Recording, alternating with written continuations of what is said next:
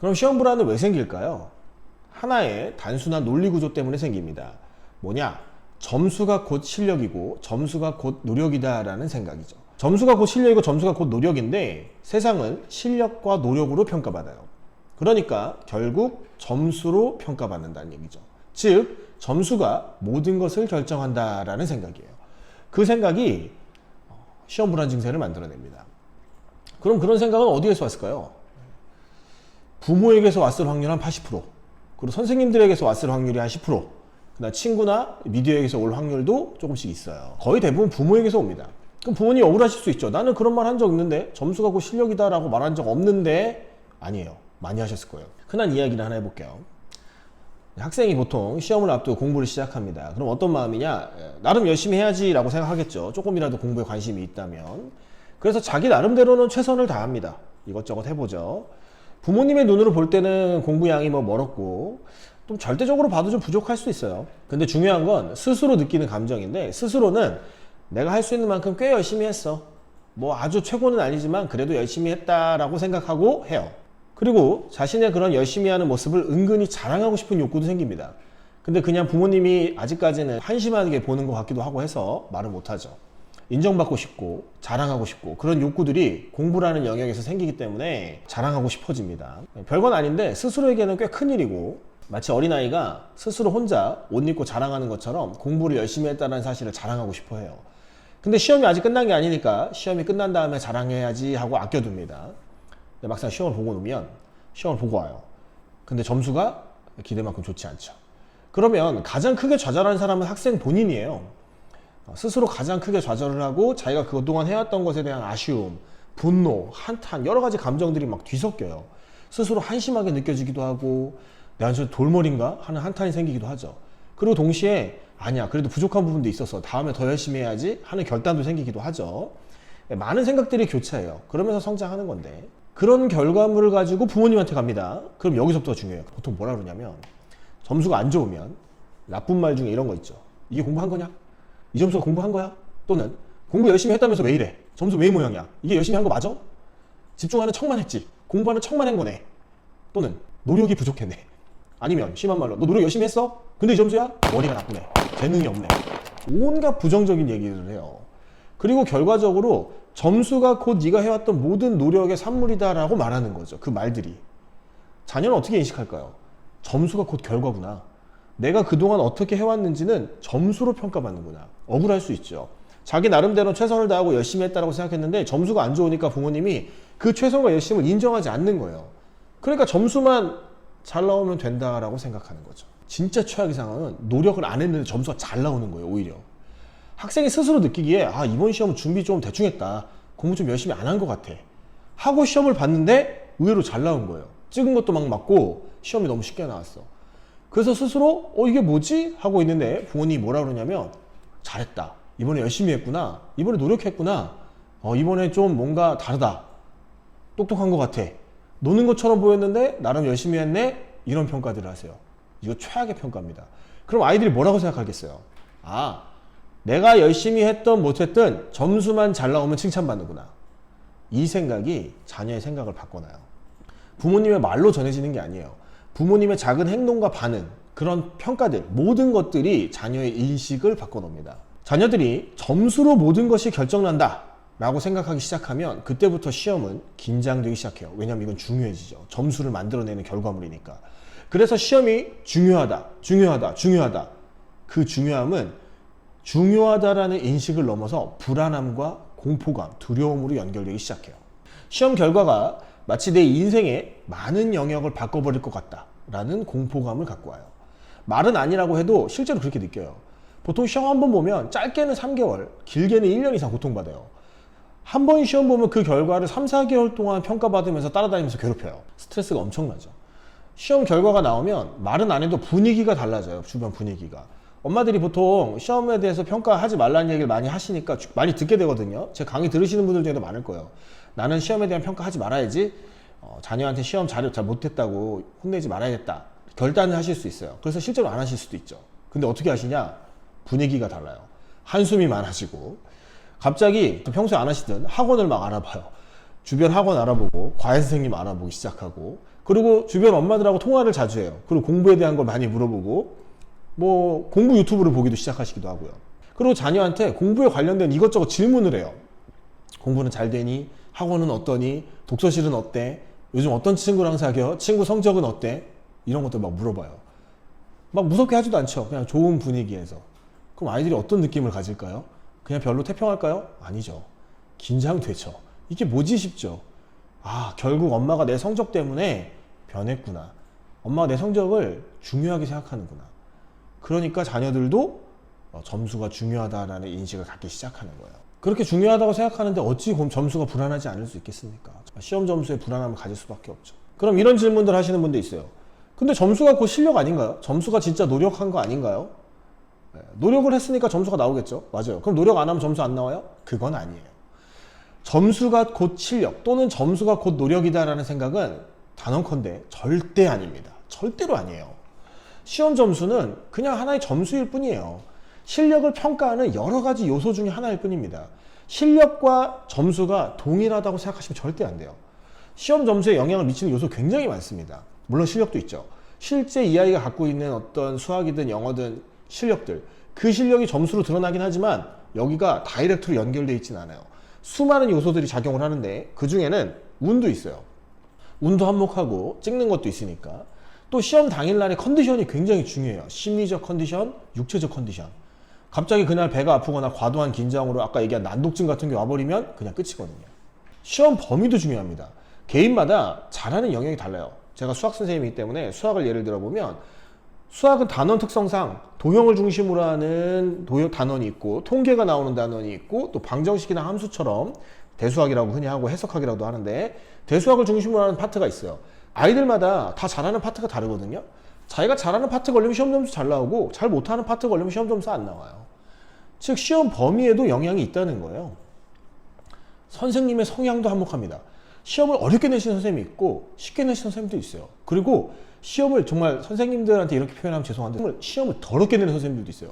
시험 문제가 더럽게 꽈놔가지고 막 숫자도 지저분하고 함정을 여기저기 파놔서 맞게 풀었는데도 의심되게 만들어 놓는 선생님들도 있어요. 그러니까 선생님의 성향도 중요하죠. 학교 분위기도 중요합니다. 전체적인 학교의 수준도 중요하고 친구들의 수준도 중요하죠. 시험날의 분위기, 많은 것들이 시험 점수에 영향을 미쳐요. 이런 것들은 실력이라는 이름으로 하기엔 너무 복잡해요. 10대 아이들이 맞닥뜨리기에는 너무 어려운 것들이에요. 그래서 시험 점수로는 단순하게 수학 실력이나 영어 실력, 국어 실력을 평가할 수 없습니다. 그럼 시험 점수는 뭘 알려줄까요? 시험 점수는 이 아이가 갖고 있는 실력의 대략적인 위치만 알려줘요. 정확한 위치가 아니라 대략 이 정도 됩니다 라는 위치만 알려주는 거예요. 학교 난이도에 따라서 시험 점수가 천차만별입니다. 외고에서 70점 맞으면 보통 6, 7등급 이하로 나오는 경우도 많아요. 8, 9등급일 수도 있어요. 근데 일반 학교에서 60점, 70점 맞았는데도 1, 2등급 나오는 학교들도 있어요. 그럼 같은 60, 70점이라고 말할 수 없겠죠. 또 등급도 마찬가지예요. 어떤 학교에서는 1등급이 전국적으로 봤을 때는 3, 4등급일 수 있고 어떤 학교에서는 5, 6등급인데 전국적으로 봤을 때 1, 2등급일 수도 있어요. 그러니까 내신 등급이나 모의고사 등급 그 점수만 갖고 이 아이의 정확한 위치를 판단하는 건 거의 불가능해요. 실제 전문가가 학생 한 명 한 명의 실력을 냉정하게 평가하고 옆에서 한 달 이상 지켜봐야 제대로 이해할 수 있어요. 이렇게 얘기하면 그렇든 어쨌든 다 대학은 점수로 가잖아요. 그러니까 내신 점수 중요한 거 아니에요? 점수가 다 아니에요? 이렇게 하시는 분도 있어요. 그거는 어떻게든 내신으로 대학을 가려고 생각하는 편협한 생각이에요. 내신은 대학을 가기 위한 하나의 방법일 뿐이에요. 수능도 마찬가지예요. 수능도 하나의 방법인 거예요. 대학을 가는 여러 가지 방법 중에 하나일 뿐이에요. 내신하고 수능 빼면 그럼 무슨 방법이 있습니까? 할 수 있는데 학생부 종합전형도 있고요. 뭐 안 되면 재수할 수도 있죠. 대학을 갈 수 있는 길은 많아요. 그리고 대학도 인생이 끝이 아니잖아요. 대학을 안 가고도 인생에 성공할 수 있는 길들이 많거든요. 수없이 많은 방법들이 존재하는 거죠. 실제로 보면 일반적인 학교 기준으로 5, 6등급이면 경기도 근처도 못 갑니다. 근데 특목고 5, 6등급 아이들은 대부분 인서울을 해요. 왜? 방법이 많거든요. 거기 선생님들은 그거에 특화되어 있어요. 학생부 종합이든 뭐 논술을 보든 뭐 안 되면 재수를 하든 여러 가지 방법을 써서 좋은 대학교 갑니다. 즉 실력이 있기 때문에 이게 가능한 거죠. 실력이 좋으면 방법은 찾으면 돼요. 반대로 일반고에서 1, 2등급 나오는데 인서울 못하는 경우들도 있어요. 왜냐면 얘네들 실제 실력이 안 좋거든요. 학생부 교과나 종합으로 썼는데 막 수능 최저에서 걸려버리고 논술 썼는데 택도 없죠. 논술 같은 거는. 그러니까 오히려 내신 등급은 좋은데 좋은 대학 못 가는 경우들도 많아요. 대학들도 바보가 아니거든요. 점수로 학생들 평가하지 않아요. 진짜 실력 있는 아이들을 뽑고 싶어 하죠. 그래서 여러 가지 평가 기준들을 갖고 있는 거예요. 그러니까 점수로 대학 간다는 건 너무 편협한 생각이에요. 그리고 또 다른 오해. 점수가 곧 노력이다. 이 생각은 진짜 위험천만하거든요. 점수가 노력이다라고 생각하시면 정말 안 돼요. 이건 진짜 말도 안 되는 거예요. 학생들을 망치는 지름길. 점수가 노력이다라고 생각하면 시험을 한 100%예요. 노력이라는 것은 상당히 주관적인 해석이죠. 하루에 15시간씩 공부하는 친구들도 노력이 부족하다라고 말하는 친구들이 있어요. 근데 하루에 1시간씩밖에 안 하면서도 나 열심히 노력했어라고 말하는 친구들도 있죠. 노력을 평가하는 거는 조금 애매해요. 주관적인 평가라는 거예요. 그럼 노력은 어떻게 평가해야 돼요 하면, 노력은 스스로의 평가가 더 중요해요. 어떤 감정적인 영역일 수도 있죠. 과거 대비 지금 어느 정도 더 잘하고 있냐, 여기가 더 중요한 포인트일 수도 있어요. 노력이라는 건 얘가 얼만큼 공부하고 있느냐라는 거를 단순히 수치나 점수로 얘기하는 게 아니라 그 사람의 사는 모습, 삶 전체, 태도를 보고 얘기해야 돼요. 그리고 좀 슬프지만 노력해도 점수가 잘 안 나오는 친구들도 있긴 있어요. 그럼 노력해도 점수 안 나오면 의미 없는 거 아닌가요? 아니죠. 진짜 아니에요. 그거 진짜 잘못된 생각이에요. 10대 시절에 하는 공부는 점수 내려고 하는 게 아니죠. 지식 쌓으려고 하는 것도 사실 아니에요. 그럼 공부를 왜 하냐? 10대 시절에 공부를 하는 가장 큰 이유는 노력하는 법을 배우기 위해서예요. 무언가 열심히 자기가 맡은 분야에서 최선을 다해서 열심히 했을 때 그 결과를 얻는 법을 배우는 거거든요. 10대 시절에 배운 지식 솔직히 얼마나 쓰시나요? 지금까지 기억하시나요? 거의 없잖아요. 10대 시절에 배운 지식은 그때뿐이에요. 20, 30대 되면 새로운 지식 또 배워야 되고 또 지식이 바뀌어요. 그러니까 10대 시절에 배운 지식만 가지고 인생을 살 거라고 생각하면 큰 착각이죠. 그건 아니에요. 그럼 공부를 왜 해요? 그 과정에서 배운단 말이에요. 그런 의미에서 노력을 아무리 했는데도 점수가 안 나온다? 그런 아이들은 진짜 인생의 큰 교훈을 배우고 있는 거죠. 결과가 안 좋음에도 불구하고 포기하지 않고 끝까지 최선을 다하는 모습을 배우잖아요. 그것만큼 값진 교훈이 없습니다. 그럼 점수는 뭘까요? 점수는 그냥 아무것도 아니에요. 점수는 점수일 뿐이에요. 그러니까 점수로 개인의 어떤 실력이나 노력을 평가할 수 없습니다. 자, 이해되셨으면 시험 불안을 없애는 방법을 알려드릴게요. 시험 불안을 어떻게 하면 없앨 수 있을까요? 간단해요. 점수로 평가하지 않으면 돼요. 점수로 평가 안 하면 시험 불안을 없앨 수 있습니다. 자녀한테 명확하게 알려주세요. 점수는 그냥 점수일 뿐 그 이상도 이하도 아니다. 100점을 맞든 빵점을 맞든 잘하고 못하고 그걸로 결정나지 않는다는 걸 알려주세요. 100점을 맞았어도 못한 걸 수 있고 빵점을 맞았어도 잘한 걸 수 있다는 걸 알려주셔야 돼요. 그럼 뭘로 평가하냐? 말 그대로죠. 실력과 노력으로 평가하셔야 돼요. 시험을 보기 위해 준비하는 과정에서 있었던 이야기들을 가지고 평가하셔야 돼요. 실력을 어떻게 평가할까요? 점수가 아닌 실력을 볼 수 있는 다른 채널이 필요해요. 그래서 부모님들이 아이들의 공부를 좀 지켜보실 필요가 있어요. 공부하는 모습과 풀어놓은 흔적들을 좀 보셔야 돼요. 단순히 동그라미 쳤다고 잘했네, X 쳤다고 못했네, 이러면 큰일 나요. 맞았니? 라고 질문하지 마세요. 이거 맞았어? 이렇게 물어보지 마세요. 자꾸 그렇게 물어보니까 애들이 맞추려고 애를 쓰잖아요. 초등학교 저학년이나 초등학교 고학년도래요. 중학교 저학년에서도 어떤 현상이 일어나면 과외하러 가면 답지 뺏겨오는 애들이 있어요. 이거 황당하거든요. 답지를 뺏겨오거나 숙제인데 숙제를 찍는 아이들이 있어요. 찍어서 맞았다고 심지어 표시도 해놔요. 그리고 쉬운 책만 자꾸 풀려고 하는 친구들이 있고 어려운 거 무조건 별표 치고 넘어가려고 그래요. 왜? 별이 마치 틀린 거에 대한 좀 면책 특권 같은 거라고 생각하거든요. 별표 친 건 내가 모르니까 괜찮아 봐주세요 이런 뜻이죠. 실력이 전혀 늘지 않아요. 맞추는 거에만 집착하니까. 왜? 부모들이 어릴 때부터 계속 맞았니? 라고 물어봤기 때문이에요. 그럼 뭐라고 물어봐야 될까요? 맞았니? 라고 물어보지 말고 어떻게 풀었니? 라고 물어보셔야 돼요. 그래서 그 푸는 과정에 대한 이야기를 들으셔야 돼요.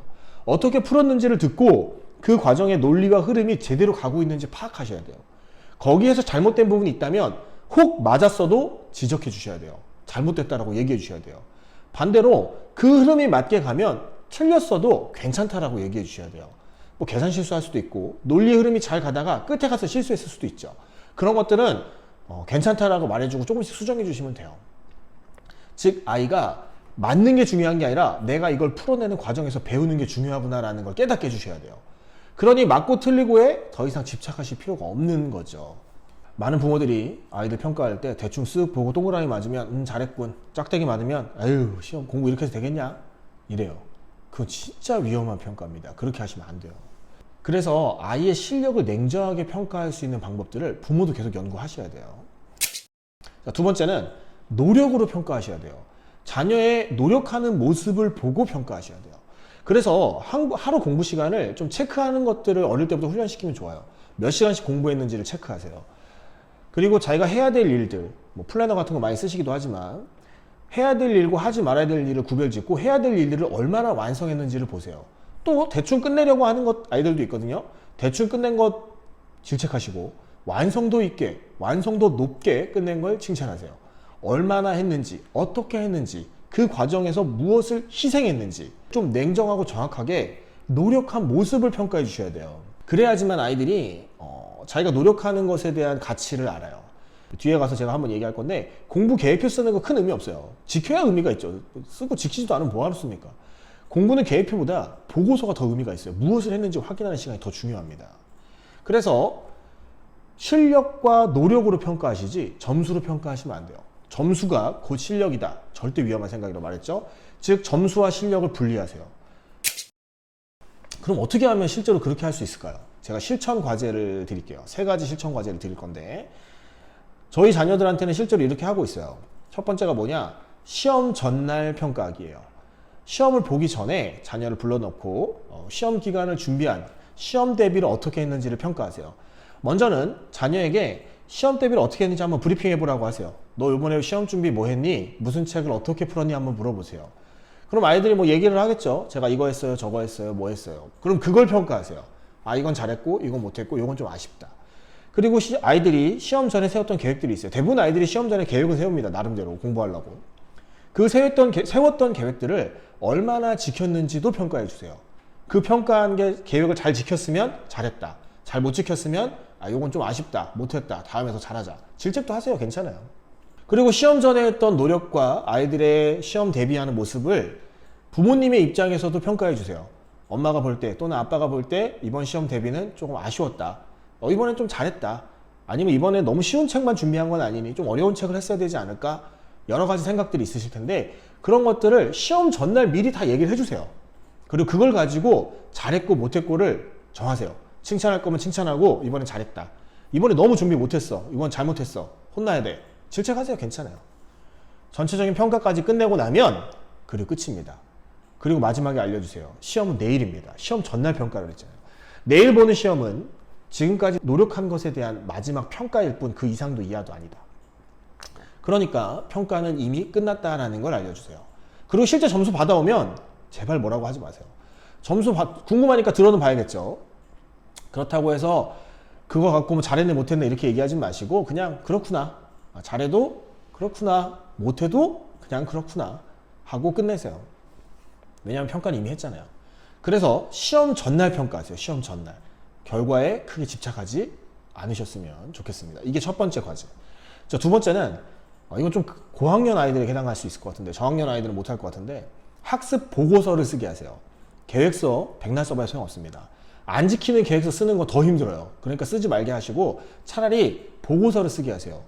하루 동안 공부한 양을 냉정하게 쓰게 시키십시오. 공부한 양, 공부한 내용을 그대로 쓰게 하세요. 그리고 그것들을 보고 같이 평가해 주세요. 너무 아이가 어려서 쓸 수 없다고 생각이 되면 부모가 직접 써주세요. 보고서를. 그래서 매일매일 공부한 양을 보면서 그것들에 대한 평가를 함께하고 내일을 대비하는 거죠. 내일에 대해서 오늘은 이만큼 했으니까 내일은 좀 더 잘하자 하는 평가를 할 수 있겠죠. 그래서 보고서를 기반으로 통계적인 평가를 하세요. 많은 부모님들이 통계를 기반으로 평가하지 않는데 자기 기분으로 평가하세요. 학생 문 벌컥 열고 들어가서 애가 놀고 있으면 하루 종일 놀고 있네 이렇게 평가하시고 공부하고 있으면 열심히 하네 이렇게 평가하시죠. 아주 위험합니다. 그러니까 막연하게 하는 잔소리는 그만하시고 보고서를 기반으로 평가하시면 됩니다. 마지막 제일 중요한 건데 점수에 집착하시면 안 됩니다. 학창시절의 점수가 인생의 많은 것들을 바꿀 수 없어요. 저도 살아보고 느낀 건데 부모님도 느끼실 거예요. 점수가 중요한 게 아니라 사는 모습이 중요하죠. 그래서 10대 때 배워야 될 건 점수가 아니라 사는 법입니다. 그래서 노력하는 모습, 실력을 키워가는 모습 이런 것들을 가르쳐 주셨으면 좋겠어요. 부모가 점수에 집착을 안 해야 자녀도 집착을 안 합니다. 그래서 점수가 곧 실력이다 라는 생각을 깨면 시험 불안 증세에서 빠져나올 수 있어요. 그럼 아이들이 좀 더 편하고 즐겁게 공부를 하고 그것들을 깨달아지기 시작하면 재미있게 공부할 수 있을 겁니다.